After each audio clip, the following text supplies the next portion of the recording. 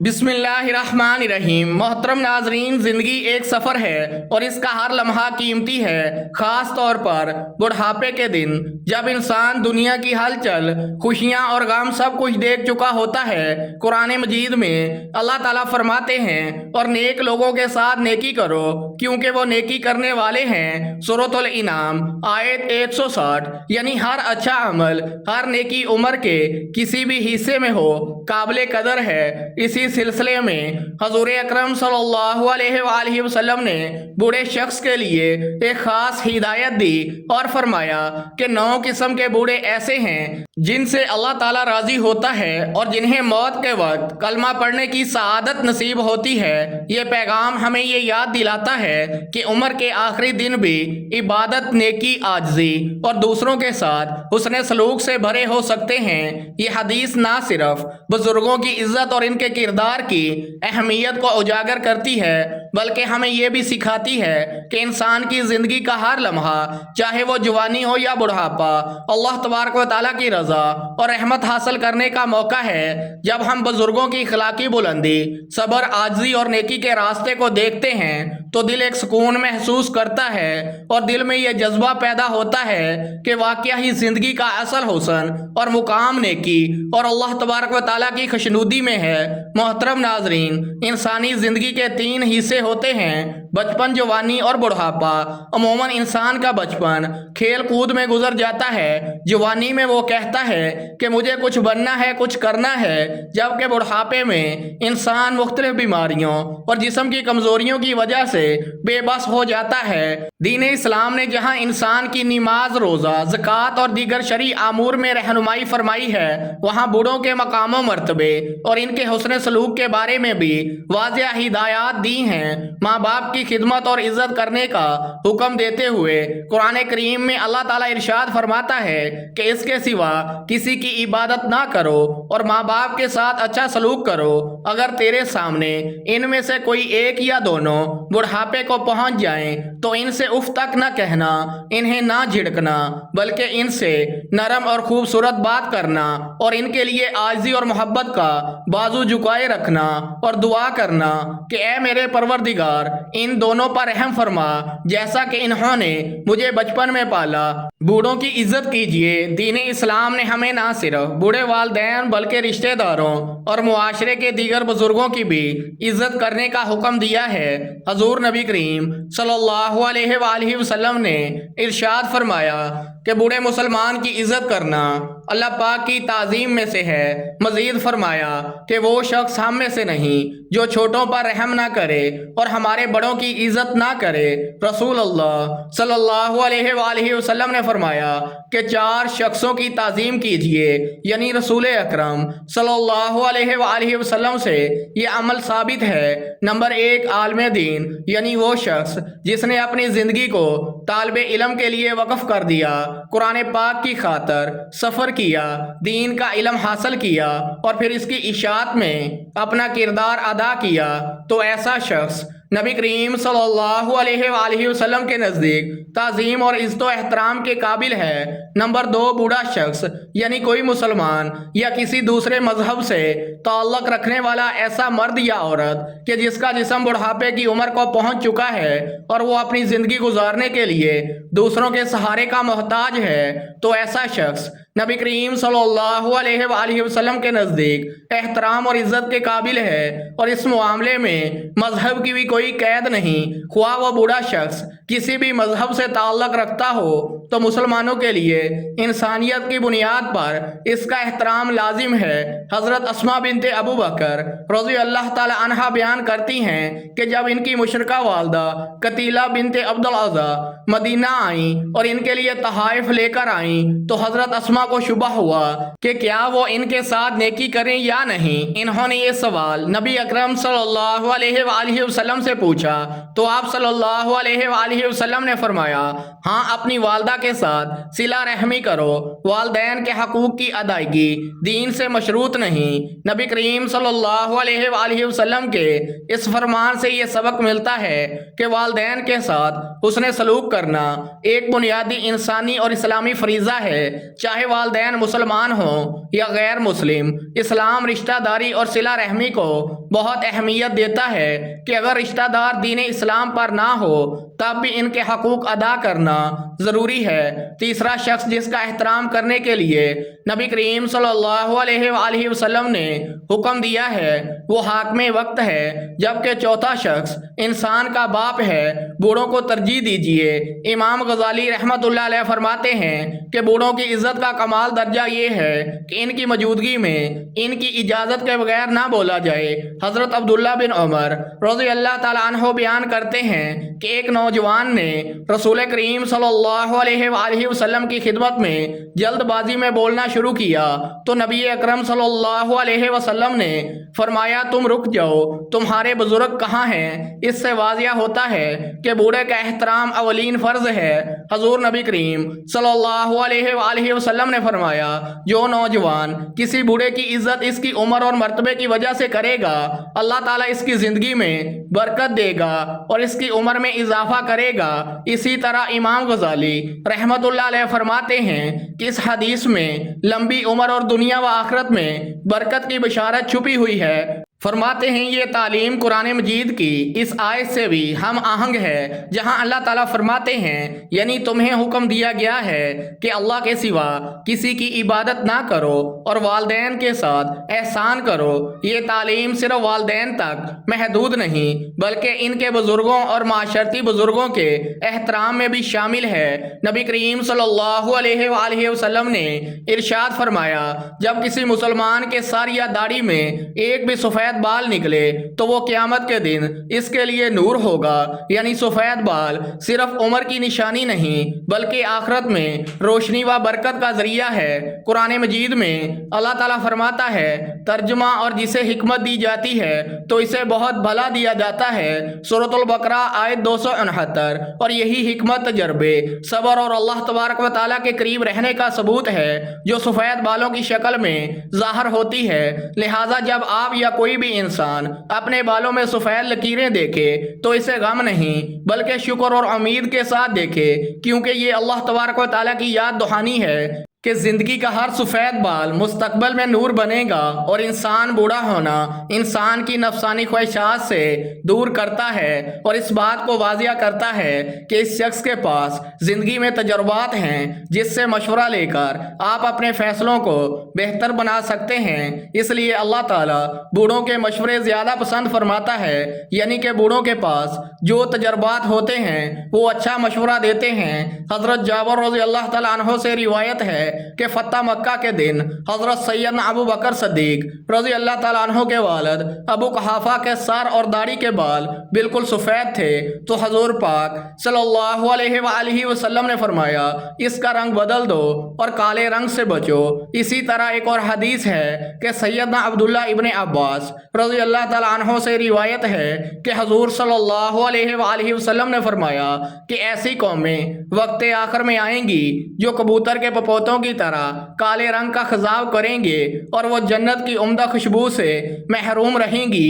اس سے یہ واضح ہوتا ہے کہ مختلف رنگ کی مہندی وغیرہ لگائی جا سکتی ہے۔ اسی طرح سے حضرت سیدنا عمر رضی اللہ تعالیٰ عنہ سے روایت ہے کہ نبی کریم صلی اللہ علیہ وآلہ وسلم نے ایک بچے کو دیکھا کہ اس کے سر کے بالوں کا کچھ حصہ کٹا ہوا تھا اور کچھ حصہ بچا ہوا تھا۔ آپ صلی اللہ علیہ وآلہ وسلم نے ان کو ایسا کرنے سے منع فرمایا کہ یا تو سارا سر منڈواؤ یا سارا سر چھوڑ دو، اور نبی کریم صلی اللہ علیہ وآلہ وسلم کے اس حکم میں جوان اور بوڑھے سبھی لوگ شامل ہیں۔ محترم ناظرین، اسلام میں موت کے وقت کلمہ طیبہ لا الہ الا اللہ کے جاری ہونے کو بہترین انجام کی علامت سمجھا جاتا ہے۔ اس حوالے سے نبی کریم صلی اللہ علیہ وآلہ وسلم کی احادیث اور اسلامی کتب میں مختلف روایات موجود ہیں۔ حضور نبی کریم کریم صلی اللہ علیہ وسلم نے فرمایا کہ بوڑھوں کے 9 اعمال ایسے ہیں جن کی وجہ سے اللہ ان پر راضی اور خوش ہو جاتا ہے اور ان کو مرتے وقت کلمہ طیبہ نصیب ہو جاتا ہے۔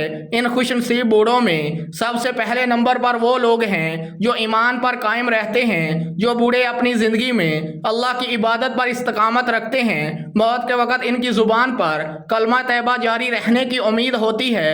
رسول اللہ صلی اللہ علیہ وآلہ وسلم نے فرمایا، جو شخص لا الہ الا اللہ کہتا ہوا دنیا سے رخصت ہوا وہ جنت میں داخل ہوگا۔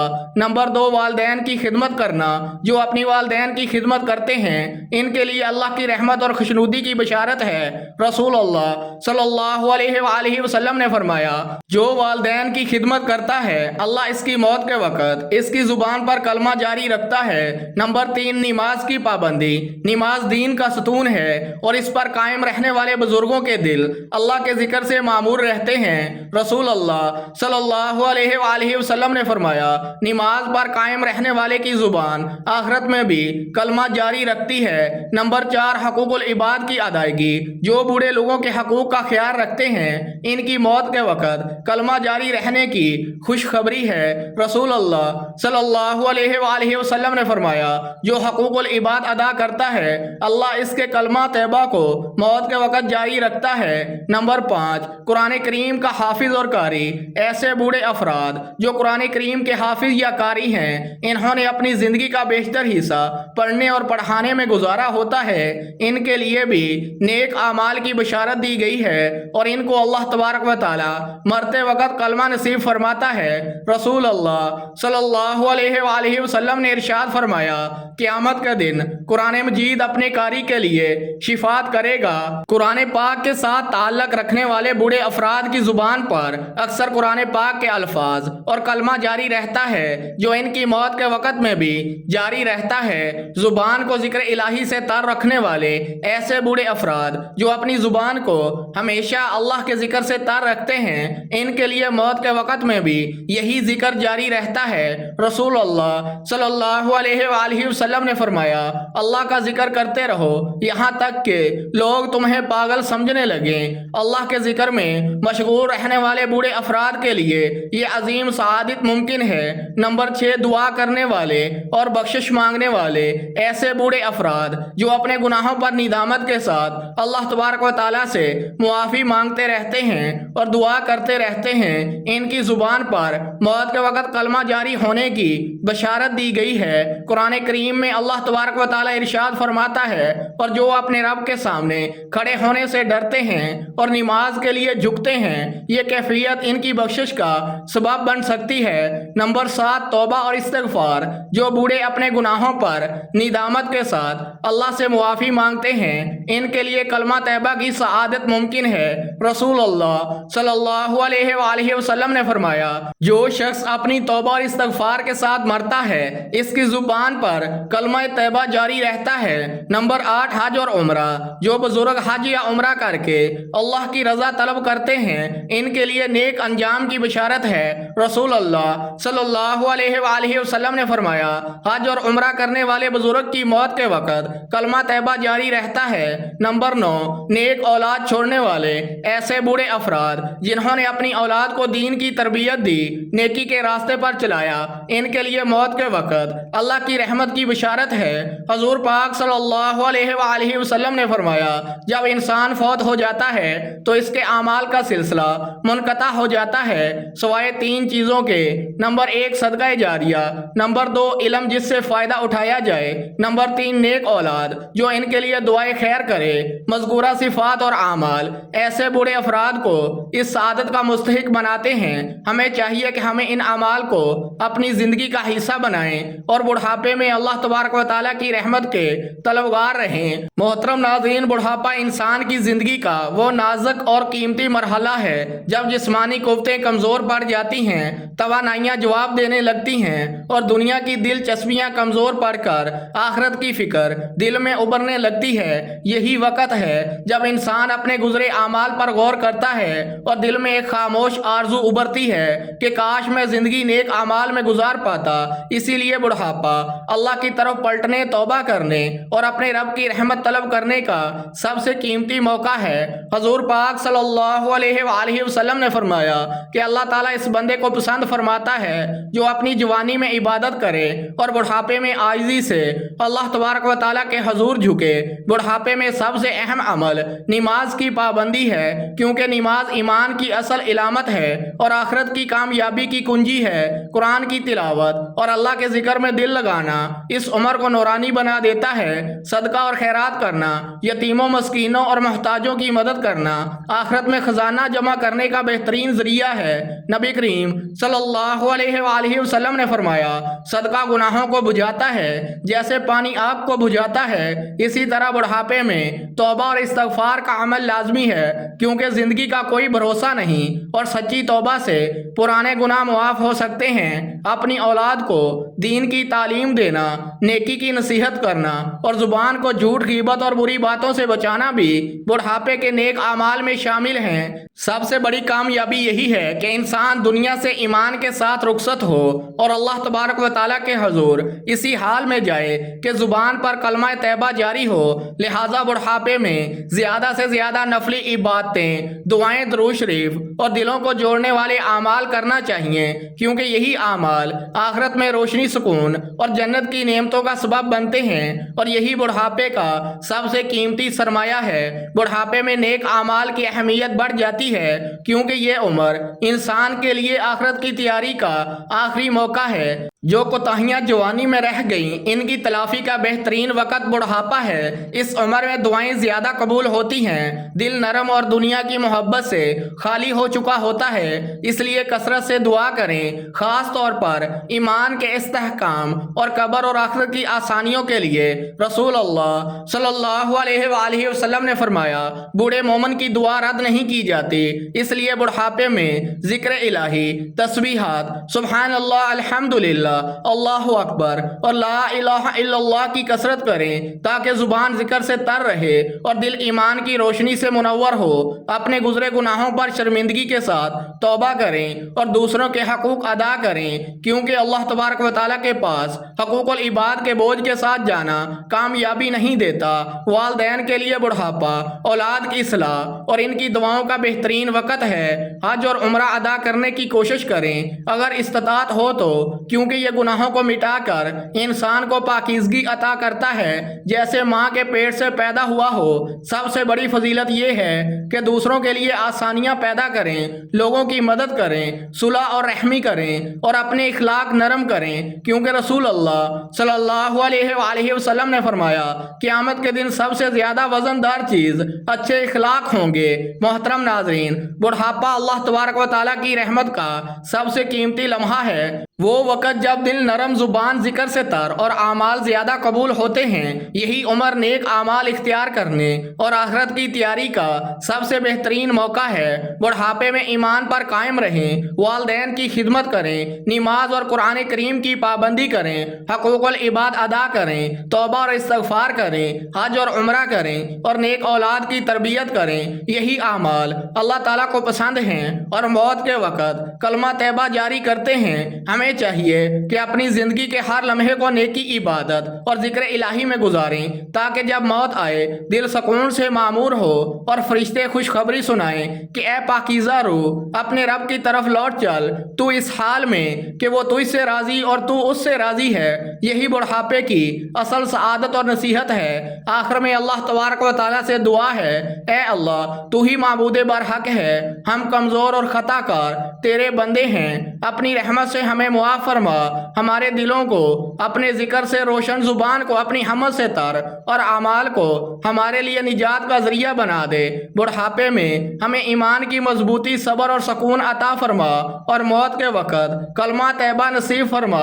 हमारे वालिदैन और तमाम अहले ईमान पर रहम फरमा, आमीन या रब्बुल आलमीन। मोहतरम नाज़रीन, अगर वीडियो अच्छी लगी हो तो वीडियो को लाइक करें, दोस्तों में शेयर करें और हमारे चैनल को सब्सक्राइब कर दें। محترم ناظرین، آخر میں آپ سے گزارش ہے کہ اپنے رزق میں برکت وسعت اور کشادگی کے لیے اللہ تعالیٰ کے 99 ناموں میں سے کوئی ایک نام لکھ کر کامنٹ باکس میں لازمی شیئر کریں۔ اگلی ویڈیو تک کے لیے اجازت دیجیے۔ اللہ نگہبان۔ السلام علیکم ورحمۃ اللہ وبرکاتہ۔